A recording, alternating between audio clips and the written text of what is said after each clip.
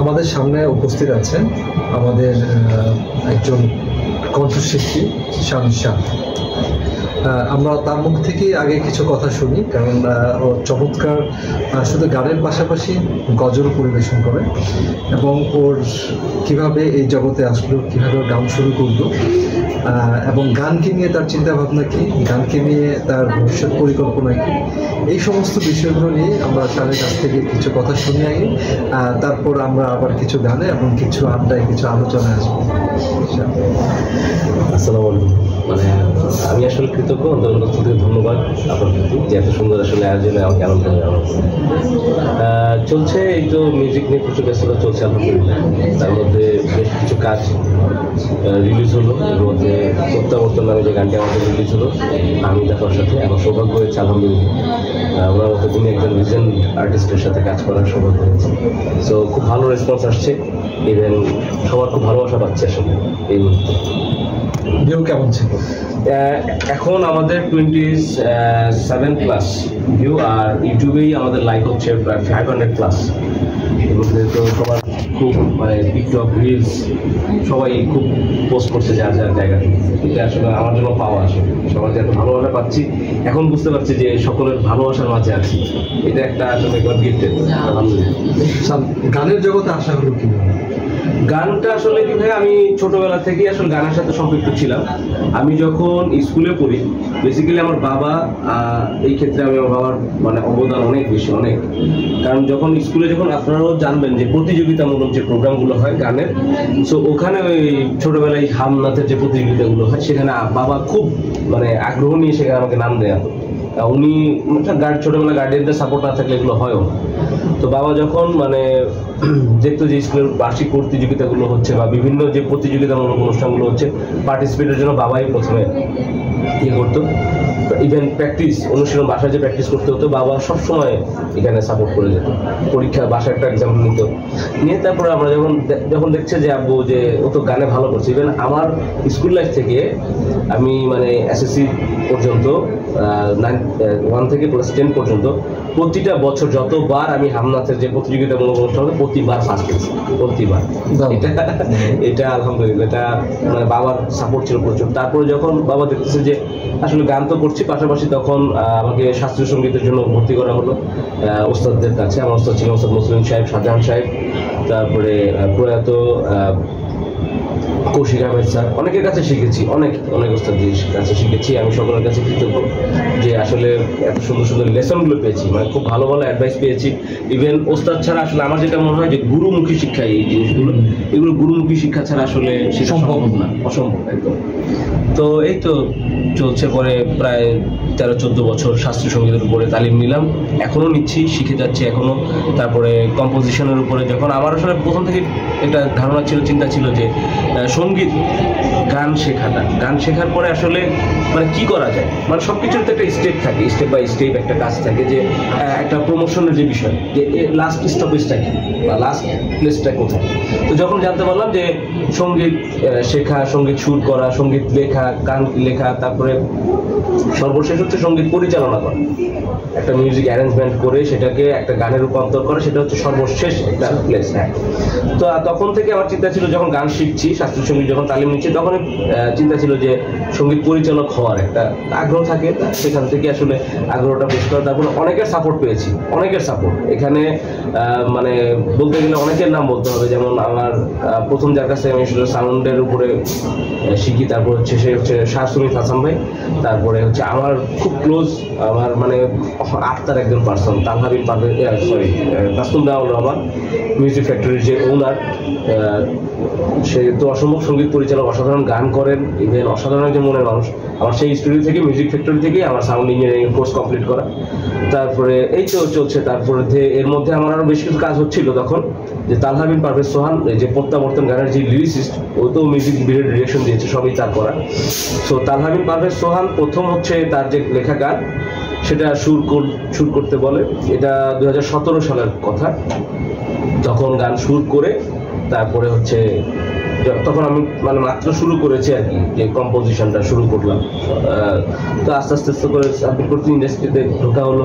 তার মধ্যে বাংলাদেশের যতগুলো এই সিম কোম্পানি আছে, অপারেটর, তাদের যে ওয়েলকাম টিমগুলো হয় সেগুলো করছিলাম, পাশাপাশি এই তো এখনো করছি কাজগুলো। এই তো এইভাবে আস্তে আস্তে আস্তে আস্তে করে এই পর্যন্ত আসা। সারেগামাপার একটা বিষয় বোধহয়, হ্যাঁ এটা একটা গুরুত্বপূর্ণ বিষয়, ওইটার হিস্ট্রিটা আমরা কি জানি? এটা আসলে আমার জন্য আসলে একটা প্রাপ্তি, ইভেন একটা দুঃখের বিষয়, ছোট্ট একটা দুঃখের বিষয় এখানে অ্যাটাচ করা আছে। এখানে 2012 সালে পুরো বাংলাদেশ থেকে জি বাংলা সারেগামাপার অডিশন হয়। সেটা হয় হচ্ছে বাংলাদেশ শিশু একাডেমিতে, পুরো বাংলাদেশের অডিশনটা সেখানে হয়। তো আমি ইনফরমেশনগুলো পাই, ইভেন জি বাংলার ওদের যে স্যাটেলাইট টেলিভিশন তাদের ওখানেও নিউজগুলো দিচ্ছিল। তো ওইভাবেই রেজিস্ট্রেশনটা করে। তো রেজিস্ট্রেশন করার পরে আমাদের যখন অডিশন হল, অডিশনে ওইখানেই 3টা রাউন্ড অডিশন হয়, ঢাকাতেই 3টা রাউন্ড অডিশন হয়। ফার্স্ট রাউন্ডে টেকার পরে সেকেন্ড রাউন্ড থেকে থার্ড রাউন্ড হচ্ছে ইনস্ট্রুমেন্টের সাথে প্লে করে, গাইতে হবে। তো লাস্ট অডিশনের সময় তখন সিলেক্টেড হয়ে গেলাম সম্পূর্ণ। তো ওখানে অনেক গুণী জাজরা ছিলেন, কলকাতার জাজরা ছিলেন।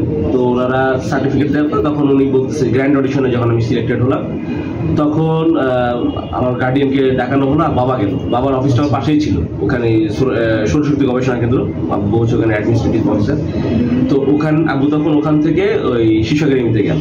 তো যাওয়ার পরে তো বাবাকে বলছে যে আপনার ছেলেকে তাড়াতাড়ি পাসপোর্ট করতে হবে, সব ইয়েগুলো আপনার করে দেন, আমাদের ইন্ডিয়ান এম্বাসি থেকে ফোন দেওয়া। তো বাবা খুব তাড়াহুড়া করে পাসপোর্টের জন্য অ্যাপ্লাই করা হলো। তো আমাদের খুব ইমার্জেন্সি ছিল, 12 দিনের জন্য আমাদের, মানে 12 দিনের মধ্যে যাতে আমরা পাসপোর্টটা হাতে পাই। আব্বু সেভাবেই মানে অনুষ্ঠানে সব কিছু যা যা প্রয়োজন ছিল তথ্য সব দিয়ে সেভাবে করে। কিন্তু আলটিমেটলি আমার হচ্ছে তখন ওই পুলিশ ভেরিফিকেশন একটা হয় পাসপোর্টের সময়।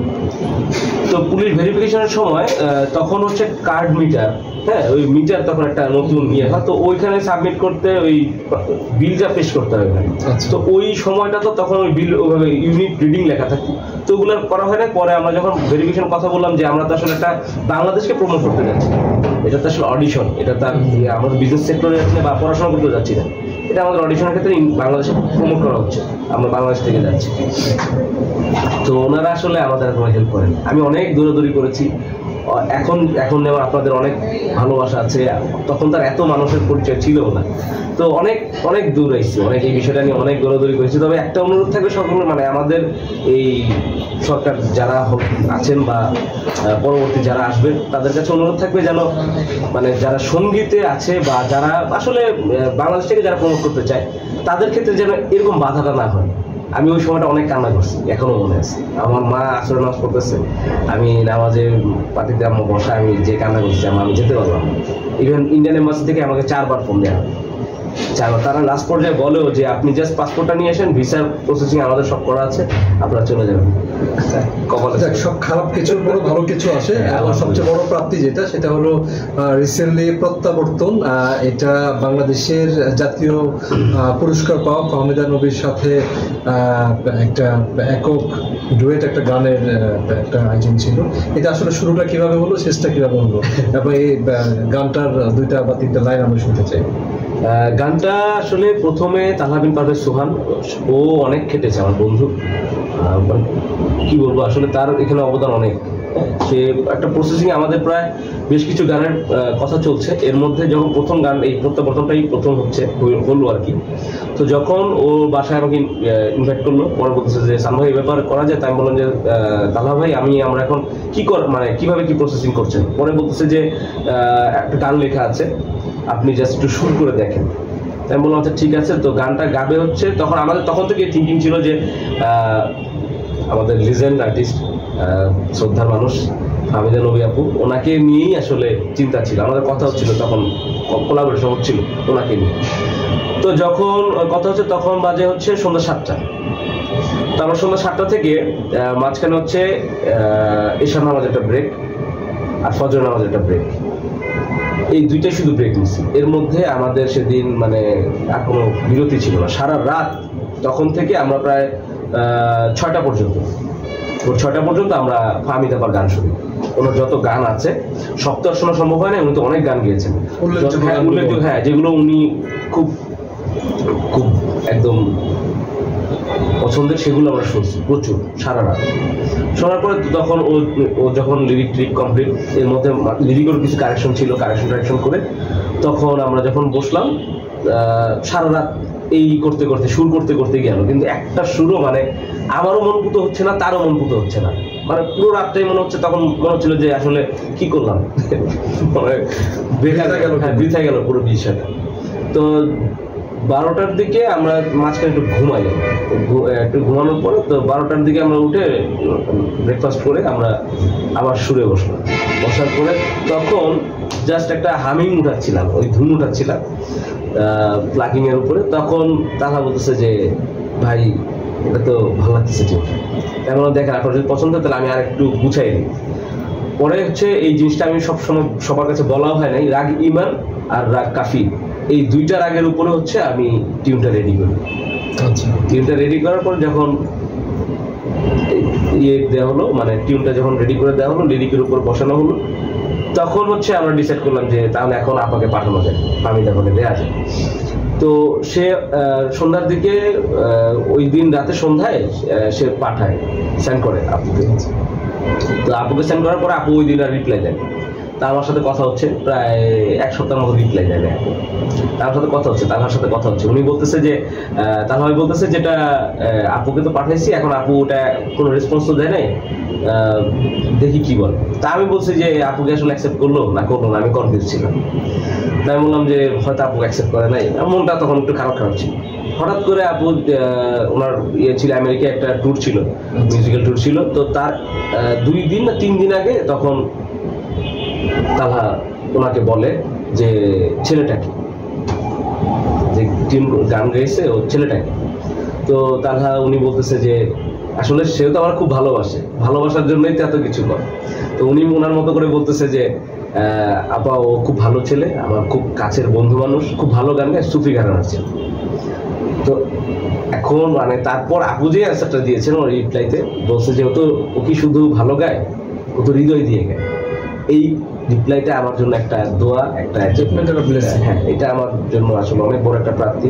আমি কৃতজ্ঞ ফামিদা নূরের কাছে যে এত সুন্দরভাবে আসলে ভিডিও শুটিংটা হয়েছে। ভিডিওটা হয়েছে হচ্ছে আমাদের প্রথম ফামিদা পার আমার রেকর্ডটা হয়েছে হচ্ছে মিরপুরেই রিজিক রেস্টুরেন্ট ওখানে।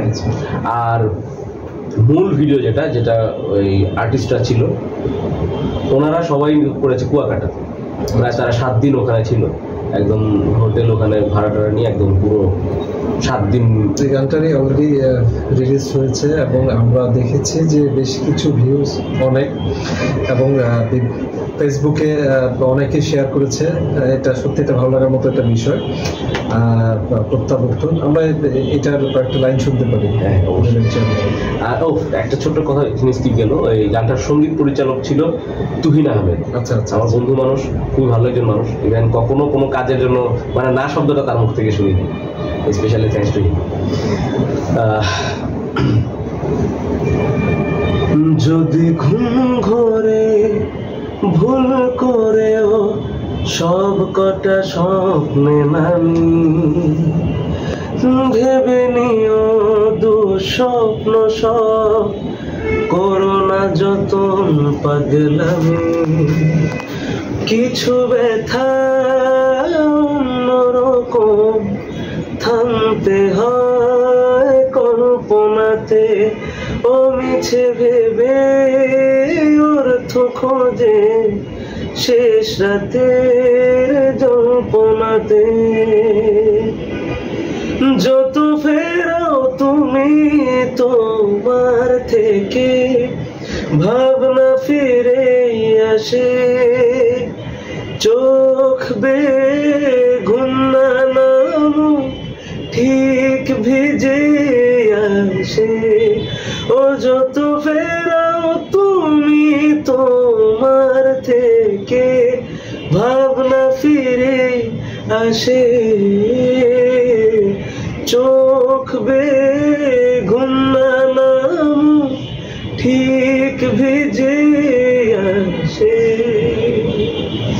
দারুণ, মাইন্ড ব্লোয়িং। আপনি এটা কথা এবং সুর সত্যি অসাধারণ। আমি যখন গত সপ্তাহে আপনি আমাকে ইনবক্সে পাঠালেন, আমি এটা মনে হয় গানটা আমি কয়েকবার শুনেছি। আর এরপর আমি আমার ইসের মধ্যে এটা সত্যি দুর্দান্ত।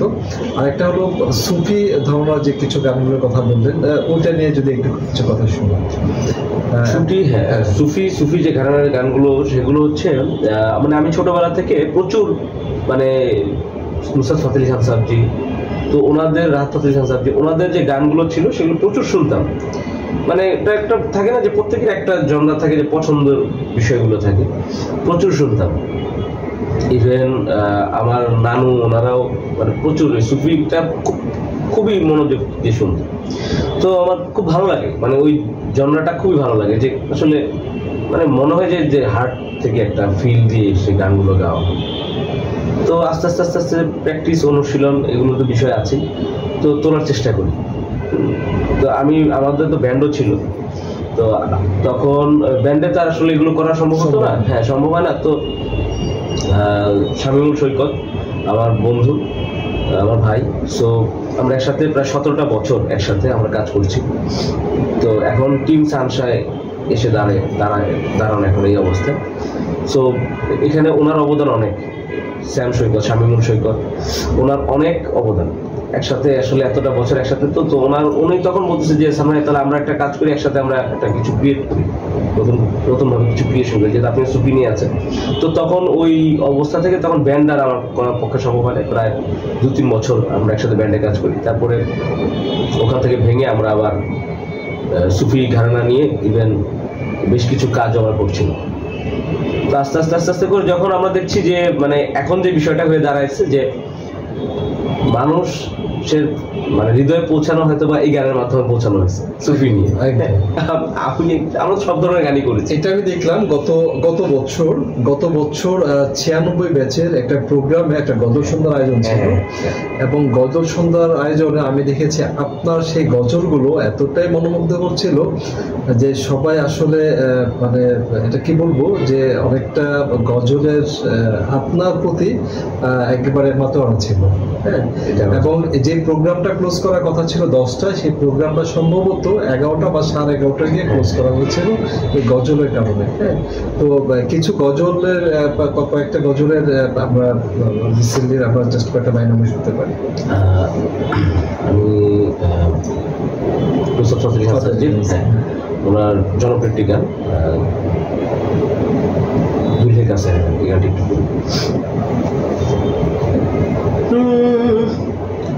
शहनाइयों की सदा कह रही है, खुशी की मुबारक घड़ी आ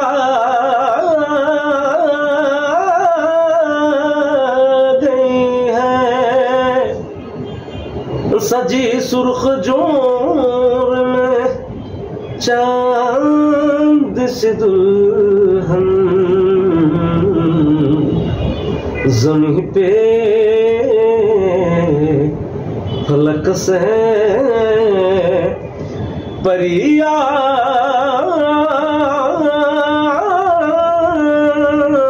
गई है।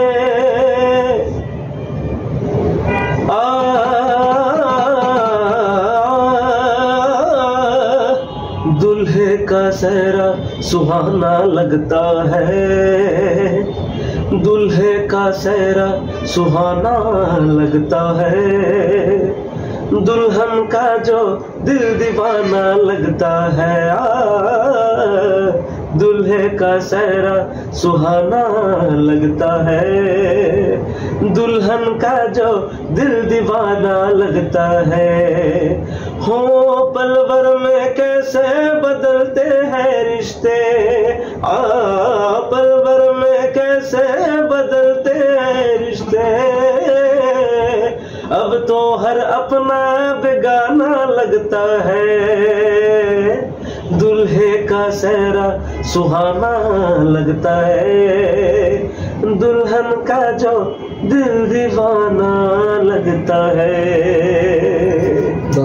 আপনার জনপ্রিয়তা এই সুফি গানের মাধ্যমে আজকের এই জনপ্রিয়তা, এই গানগুলো আপনারা আসলে কিভাবে রপ্ত করলেন?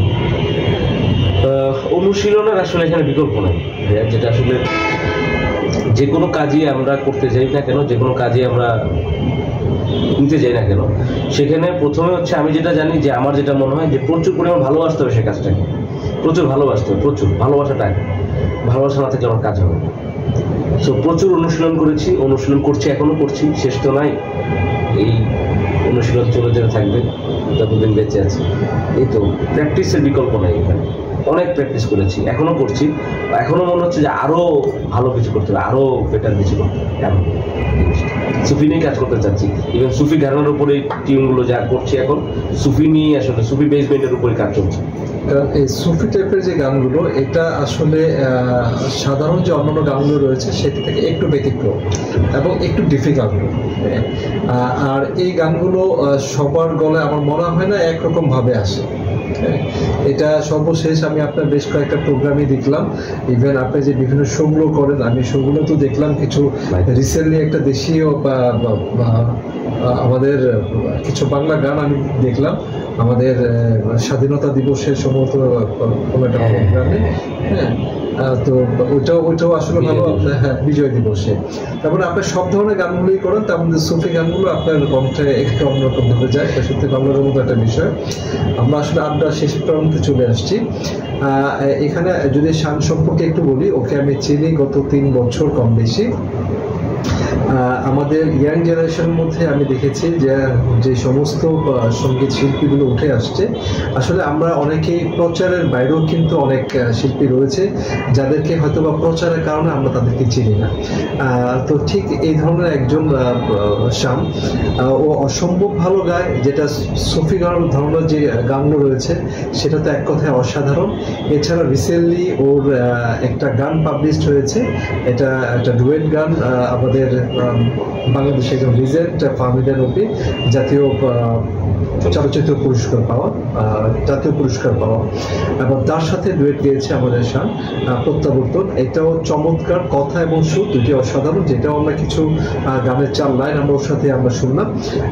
আমরা ওর সাফল্য কামনা করি। আমরা চাই যে যাদেরকে প্রমোট করা হচ্ছে না ওদেরকে আসলে আমরা বিভিন্নভাবে প্রমোট করে আমাদের সামনে নিয়ে আসি। এটা শুধু নিজের জন্য না, আমাদের বাংলাদেশের জন্য। সবার সুস্বাস্থ্য সুন্দর জীবন কামনা করি। সামনে কিছু কথা যদি শেষ মুহূর্তে। আসলে সবাইকে বলবো, একটু অনুরোধ থাকবে যে আপনারা বাংলা গানকে ভালোবাসুন, বাংলা সংস্কৃতিকে ভালোবাসুন। ইভেন যারা নতুন প্রজন্মের যারা কাজ করছেন সবাই যেন আপনাদের ভালোবাসাগুলো পায়। সো সেই দিকে সবার একটু খেয়াল রাখবেন, আর আমাদের জন্য দোয়া রাখবেন। ইনশাআল্লাহ আমরা যেন আরো ভালো ভালো কাজ করতে পারি। সবাইকে ধন্যবাদ। আসসালামু আলাইকুম। ধন্যবাদ সবাইকে আড্ডা উইথ সিরাজুল অপুর সাথে থাকার জন্য। সবার সুস্বাস্থ্য সুন্দর জীবন কামনা করি। ধন্যবাদ সবাই।